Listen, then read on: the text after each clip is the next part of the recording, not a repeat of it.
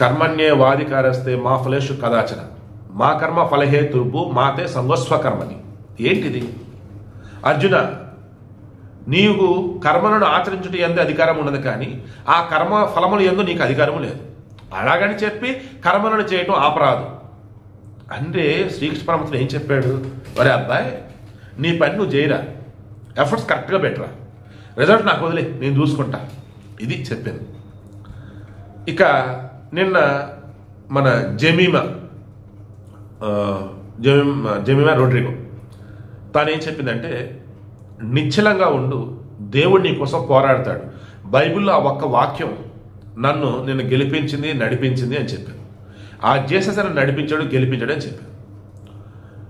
ఈమె Christian, Australia వాళ్ళు Christians. మరి వారిని ఎందుకు గెలిపించలేదు జీసస్?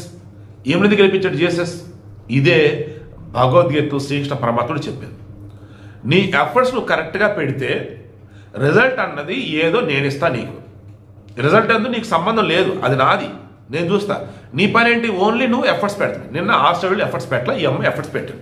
బట్ ఆ అమ్మాయి క్రిస్టియన్ కాబట్టి, దేవుడు అన్నప్పుడు ఆమె క్రైస్తవ జీసస్ కాబట్టి అదే చెప్పాను. ఈవిడకి మెయిన్ ఇంటెన్షన్, మరలా చెప్తున్నా, ఈ భూమి మీద ఉన్నటువంటి సకల సృష్టికి సంబంధించి, ప్రాణానికి దాని ఏమంటారు, జీవజాతులకు సంబంధించి, ప్రాణికోటికి సంబంధించి ధర్మం అంటే సనాతన ధర్మమే. ఆ తర్వాత ఏ మతాలు వచ్చినా, ఏ సిద్ధాంతాలు వచ్చినా, ఏ దేవుళ్ళు వచ్చినా రకాలు కావాలంటే క్రాస్ చెక్ చేసుకోండి. నేను ఎవరైనా తక్కువ చేయట్లా, మరలా చెప్తున్నాను, చాలా ప్రాక్టికల్గా చెప్తున్నాను. నిన్న జెమిమా రోడ్రిగో కానీ, మన హర్మన్ప్రీత్ కౌర్ కానీ, వారి యొక్క పెర్ఫార్మెన్స్ సింప్లీ సూపర్. వరల్డ్ కప్లో ఇప్పటి వరకు మెన్స్ వరల్డ్ కప్ కావచ్చు, ఉమెన్ వరల్డ్ కప్ కావచ్చు, ఎక్కడ లేనటువంటి రికార్డులో నిన్న నెలకొల్పారు. అత్యధిక స్కోర్ ఇరు జట్ల మీద నెలకొల్పారు. నిన్న మెన్ వరల్డ్ కప్లో కూడా ఇంత చేంజింగ్ లేదు. నిన్న మనోళ్ళు చేశారు 329, అండ్ ఇంకా బొత్తులు మిగిలి ఉన్నాయి.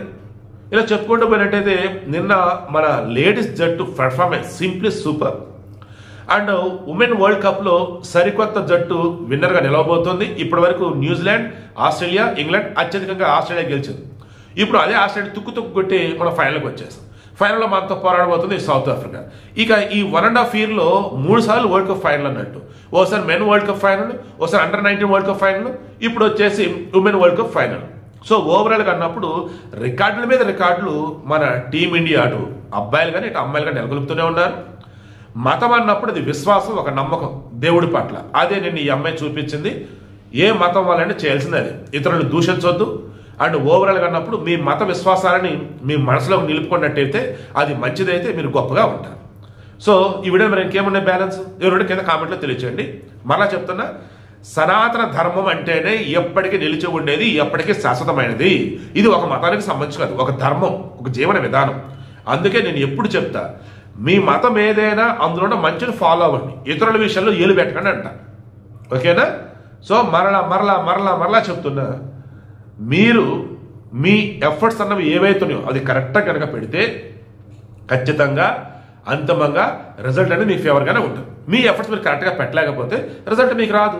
ఆస్ట్రేలియా క్రిస్టియన్స్, మరి వాళ్ళు గెలిపించాలా? జెమిమా రోడ్రిగో వచ్చేసి క్రిస్టియను, ఈమె నడిపించాడు ఎవరు? భగవంతుడు. ఆ భగవంతుడి పేరు ఆమె జీసస్ అంది, నేను శ్రీకృష్ణ పరమాత్ముడు అంట, ఇంకొకరు అల్లా అంట. సో అంతిమంగా మరేంటి?